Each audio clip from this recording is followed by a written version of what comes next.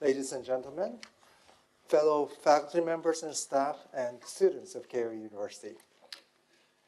It is my great pleasure to welcome His Excellency Secretary General of NATO, Jens Stoltenberg, to Keio University. Since February 24th last year, we have been following the war in Ukraine so closely, wishing and praying all the best for Ukrainians and acting to extend our support. Soon after Russia's aggression against Ukraine has started, Keio professors on security and geopolitical regional studies have got together to broadcast YouTube programs to explain our analysis on Ukraine's situation and propose how we can support Ukrainians from Japan. We have also raised funding to welcome 4 university graduates from Ukraine to pursue their graduate studies here at Keio. I'm happy to see some of them here this morning. There are so many ways to be a part of resistance against Putin's Russia. However, it is fair to say that the most direct way to save lives of amazingly brave and dedicated Ukrainians is to extend militaristic support. NATO, together with the US, is at its forefront. 50 years ago, in December 2007, NATO Secretary General Jaap de Hoop Scheffer visited us here at Keio University. Secretary General Stoltenberg, you are the second Secretary General of NATO we welcome at Keio University. However, the world has changed dramatically since 15 years ago, and Japan-NATO cooperation has developed substantially over the past decade. Your visit to Japan as the NATO general this time is imposing a tremendous impact on Japan. 2 weeks ago in the World Economic Forum in Davos, I have heard directly from you that the fight against Putin's Russia is about protecting our values, our democracy. You have also praised the courage and ability of Ukrainians to fight to protect their sovereignty. However, you have also warned us not to underestimate Russia until complete victory is achieved. Today marks exactly 2 years since Aung San Suu Kyi was arrested in coup d'etat by the military in Myanmar. Unfortunately, the democracy is at stake not only in Europe, but also in the world. Keio University is one of the leading academic institutions in Japan. We are proud of our academic contributions in the field of international relations and security studies.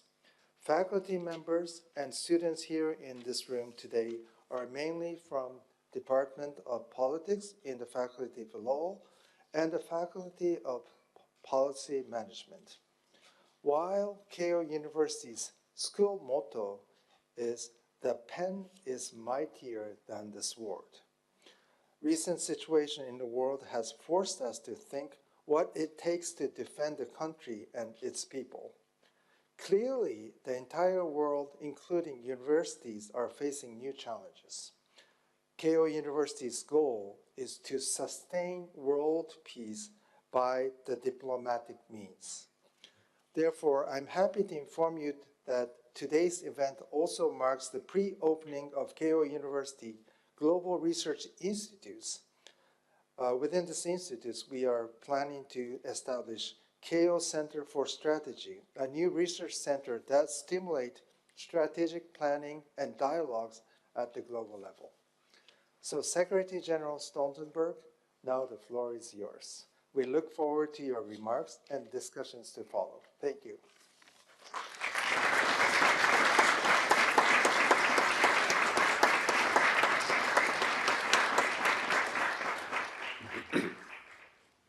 Thank you, Professor Io, Professor Churuoka. Good morning to everyone. It's great to be here at Keio University. Japan is an important global actor, actively promoting peace and supporting the rules-based international order. This is what NATO stands for too. And for almost 75 years, NATO has ensured peace in the Euro-Atlantic area, allowing democracy, freedom, and prosperity to flourish. But today, the global order that has served us so well for many decades is under threat. Moscow and Beijing are at the forefront of an authoritarian pushback.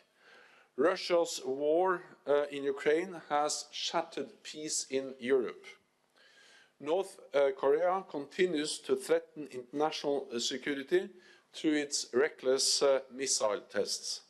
And other global challenges are rising, from terrorism to climate change, cyber threats, and nuclear proliferation.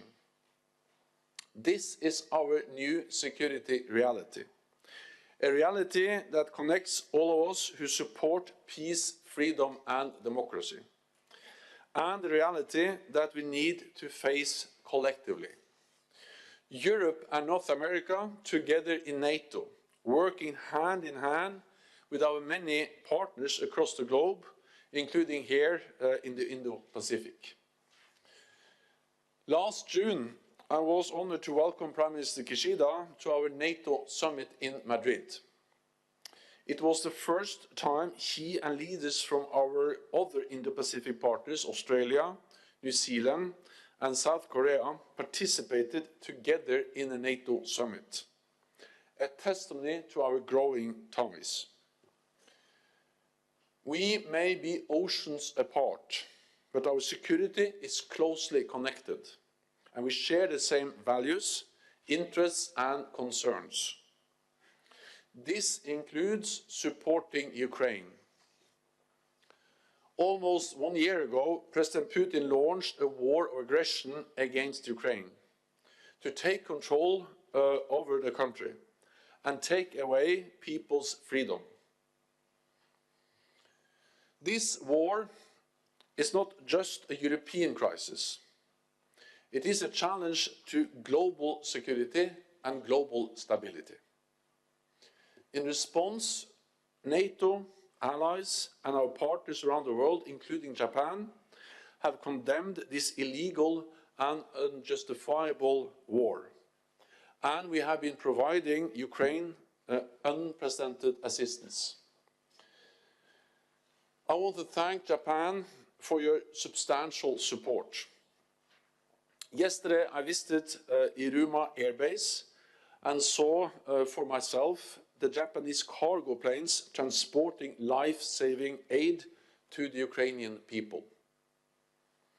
Our support makes a real difference for the Ukrainians, helping them not only to survive, but also to push back the Russian invader and liberate their territory.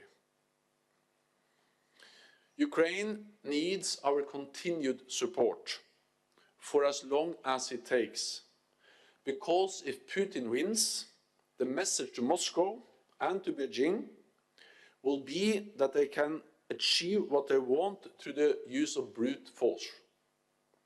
This would make the world more dangerous and us more vulnerable.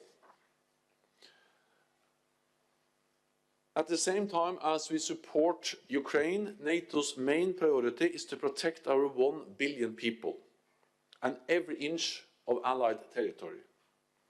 To do this, we have been strengthening our military presence, especially in the eastern part of the alliance.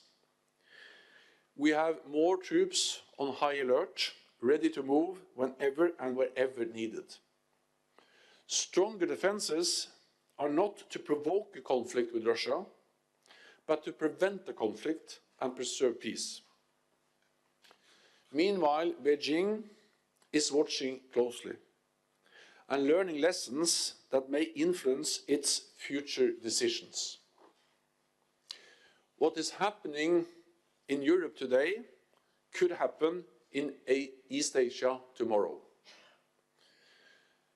China is not NATO's adversary, but its growing assertiveness and its coercive policies have consequences. for your security in the Indo-Pacific and ours in the Euro-Atlantic. We must work together to address them. Beijing is substantially building up its military forces, including nuclear weapons, without any transparency. It is attempting to assert control over the South China Sea and threatening Taiwan, trying to take control of critical infrastructure, including in NATO countries, repressing its own citizens through advanced technology, and spreading Russian disinformation about NATO and the war in Ukraine. Moscow and Beijing are deepening their strategic partnership. The two countries train and operate more together militarily, conducting joint naval and air patrols also in the vicinity of Japan. Their economic cooperation is increasing, and China has not condemned Russia's invasion of Ukraine. A year ago, for the first time ever, China backed Russia's demand that NATO closes its door to new member states. But NATO's door remains open. Soon, two new countries, Finland and Sweden, will join the alliance. This sends a powerful message. Violence and intimidation do not work. This is a more dangerous and competitive world. Our security is not regional, but global. So it is essential to have friends. Among NATO partners, none is closer or more capable than Japan. I'm glad that our long-lasting friendship is growing stronger by the day. In the past, we have worked together on issues ranging from counter-terrorism to counter-piracy. Going forward, we will do more together. Yesterday, Prime Minister Kishida and I agreed a joint statement. It sets out our plan to step up NATO-Japan cooperation in areas like cyber defense, new technologies, countering hybrid threats, and upholding the rules-based international order. I also told him that I strongly welcome Japan's historic new national security strategy.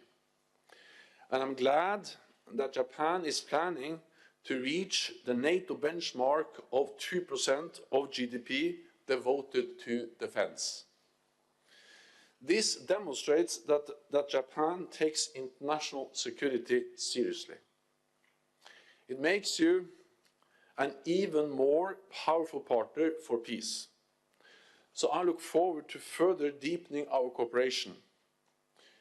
In a more dangerous world, Japan can count on NATO to stand with you, to promote peace, protect our shared security, and preserve a global system based on norms and values.